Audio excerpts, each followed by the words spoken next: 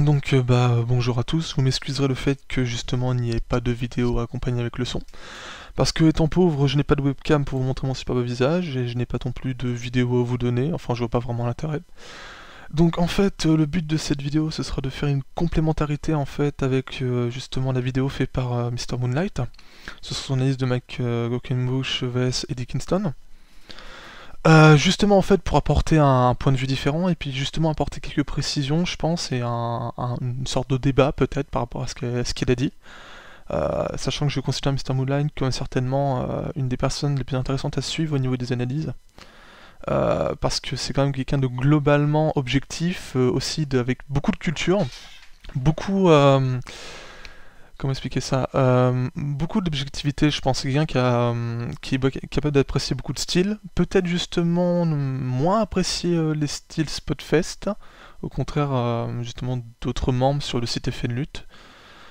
Mais on va rapidement avancer parce que sinon ça va pas être intéressant. Donc en fait, j'aimerais réagir déjà en précisant un point, notamment Mr. Moonlight. En fait, c'est le rôle d'Eddie Kingston et de Mike Quackenbush. Mike Quackenbush, en fait, dans généralement la majorité de ses matchs, outre le fait d'être montré comme un high flyer hors pair, c'est sincèrement quelqu'un qui en fait généralement ne fait pas de la technique pour s'en sortir justement, mais il fait de la technique parce que c'est là où il fait le plus mal. Quand Mike Quackenbush, je veux dire, fait une clé de bras, fait une torsion, etc. Comment dire, dans la logique du booking, c'est quelque chose d'aussi important, aussi violent que si Kingston lui mettrait une baffe en fait. C'est l'idée. L'idée de Mike Quackenbush, c'est que c'est une personne qui peut en fait vous briser, vous blesser de n'importe quelle position, n'importe quand, enchaînant sans problème les mouvements. Donc en fait, l'intérêt justement de voir un Mike Quackenbush qui domine justement Kingston, qui depuis plusieurs PPV de la Chikara en fait montre que la jambe c'est son point faible, plein de gens l'attaquent et tout, c'est que l'idée c'est que Mike va certainement en fait le détruire comme ça.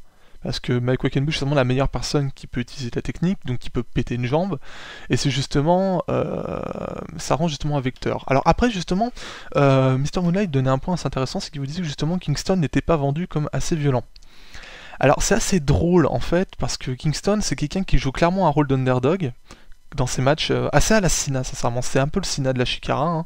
Les gens râleront à cette comparaison, mais c'est certainement la comparaison la plus honnête qu'on peut faire. À savoir que Kingston, il se fait défoncer la gueule pendant à peu près 3 tiers du match, puis il revient en vous foutant des moves de porc avec une close voline de taré, un backfist dans la gueule, t'es encore vivant, tu te prends une belly to side suplex, après si t'es toujours pas content, tu vas peut-être tout reprendre un backfist. Donc c'est toujours comme ça Kingston généralement. C'est méchant, c'est pas vrai parce qu'il a déjà fait vraiment de très bons matchs à Chikara. Un match qui est récent, il doit y avoir un an, c'était lui face à Player DOS. Un très bon match hein, où c'était assez even, vous voyez Kingston faisait sa job. Et c'est là qu'on voit que Kingston c'est vraiment un lutteur qui peut irriter, mais qui peut vraiment donner en fait une job face au high flyer, une job technique. Enfin c'est vraiment pas un lutteur limité. Faut vraiment pas le sous-estimer ou le mésestimer je pense. Donc l'importance avec Kingston, c'est de comprendre que dans ce booking, et c'est peut-être ça parce que Mr. Moonlight va peut-être payer le fait de ne pas connaître la Chikara, comme par exemple moi je ne connais pas du tout la TNA par exemple, ou vous voyez ce que je veux dire. C'est l'idée que quand... comment expliquer. Quand Kingston frappait, en fait concrètement Kingston c'est le mec, tu ne peux pas le dégommer. En fait, si vous préférez, les Américains ont la mauvaise tendance maintenant à vouloir reproduire le Fighting Spirit, et c'est souvent de la merde. La Ring of Honor fait énormément de merde avec, la TNA leur fait une merde énorme, je veux dire, on peut vraiment sur ce coup-là voir pourquoi Kurt Angle est dans sa pire période, certainement, c'est en voulant adopter ce style. Sincèrement, le Fighting Spirit, ça n'a jamais été un truc fait pour les Américains, ça n'était pas un truc fait par les Américains, et ils ne devraient certainement pas tenter de le faire s'ils le font mal. Dans le cas de Kingston, c'est du Fighting Spirit, voilà quoi, bon...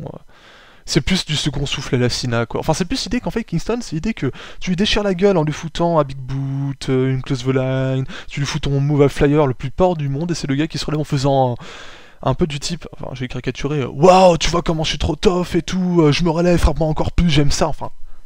C'est pas non plus John Moxley, enfin Dean Ambrose maintenant, mais ce que je veux dire, c'est l'idée que le gars, c'est du type, ouais, tu vois, je suis tellement violent et tout, je casse des gueules et tout, ça m'atteint pas.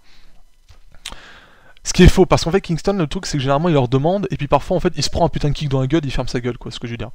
Donc, faut pas croire, c'est pas un fighting spirit forcément abusé, parce que à la manière des Jebs, c'est ça qui rend celui de Kingston plus intéressant, c'est le gap, il peut se prendre sa grosse torche après et ne pas se relever. Et ce que je veux dire en fait, c'est que Quackenbush, en fait, techniquement, le point à mon avis nerveux de ce match, c'est l'idée qu'en fait, il peut pas le dégommer. Il peut pas.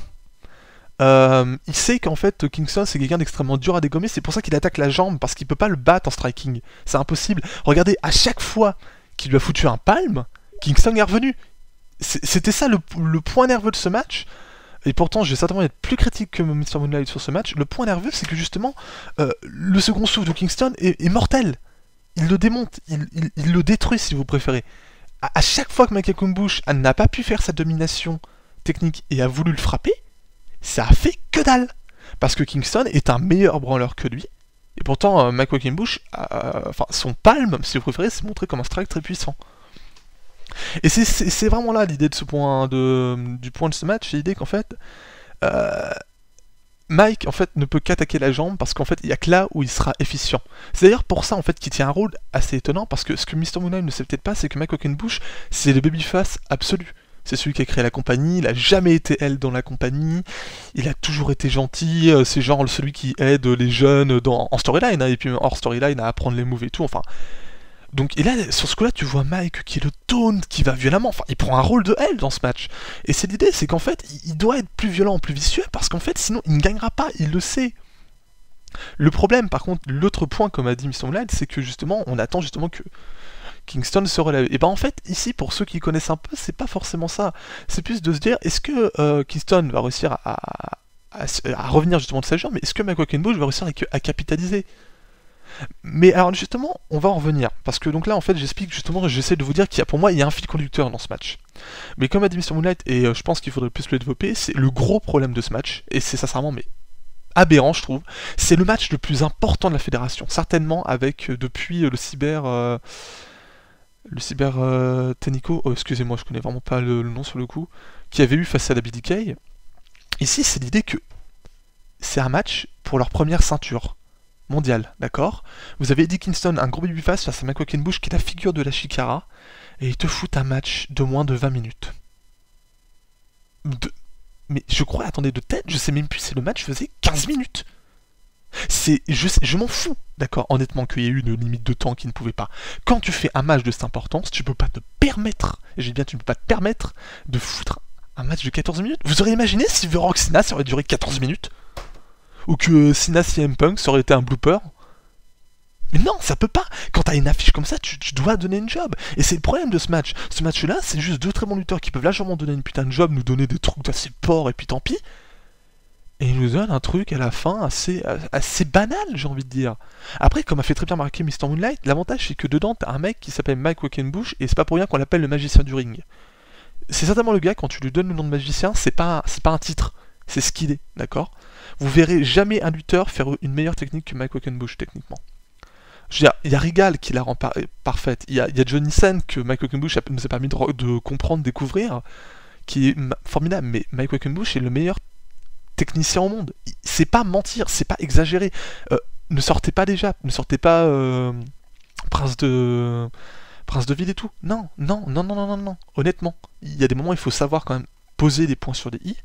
Personne n'a été aussi innovant, ne sait mettre autant d'impact, ne sait rendre aussi passionnant une domination technique qui est le truc qui fait chier tout le monde que Mike Quackenbush. Et c'est génial. Vous regardez un Mike Quackenbush vs un Green Ant, c'est un match technique de 14 minutes, mais vous êtes scotché. C'est génial d'avoir une telle capacité. Et donc c'est justement ça qui rend le truc bon, c'est que Mike Quackenbush rend sa domination passionnante. Mais à la fin... Autre truc énervant quand même, c'est que Mike Quackenbush, qui est quand même montré comme quelqu'un... Voilà quoi. Se fait défoncer en un coup par Kingston, enfin en un combo. Je veux dire, je veux bien, ça peut me montrer le côté dominant, mais... Je veux dire, Mike Quackenbush est revenu de plus fort que ça. Et puis, enfin, ça build pas assez la confrontation, quoi. À la fin, Mike Quackenbush, ça fait un peu l'idée de j'ai jobé pour Kingston. Non, je m'en fous que tu veuilles jobber pour Kingston, faire bien paraître. C'est cool. Moi, ce que je veux quand même, c'est quand même te montrer, avoir l'idée que ton adversaire, c'était pas une brêle qui pouvait rien nous foutre dans la gueule. Et c'est ce qu'on n'a pas ressenti dans ce match. Clairement, c'est un match qui déçoit. Faut le dire. Qui déçoit parce que quand t'as deux lutteurs de ce talent-là, un match de cette amplitude et tout, je suis désolé, surtout que t'es en indie, il faut pas se foutre de ma gueule. Tu prévois dans la carte, il fait 30 minutes le match. Je suis désolé. Là, le match, il fait un peu plus de 3 étoiles parce que voilà, quoi, on a envie de mettre plus, mais en étant honnête, avec d'autres matchs, on serait pas aussi gentil. C'est tout. Avec d'autres matchs, on ne ferait pas ça. Donc, à ce niveau-là, pour moi, ce match-là, c'est un 3 étoiles un quart, 3 étoiles et demi, mais pas plus. Honnêtement, ça peut pas valoir plus. Et encore, là, je me demande si, vous voyez, je ne fais pas ça comme on aurait tendance à faire pour certains autres matchs en disant c'est huge, donc faut mettre une grosse note, quoi.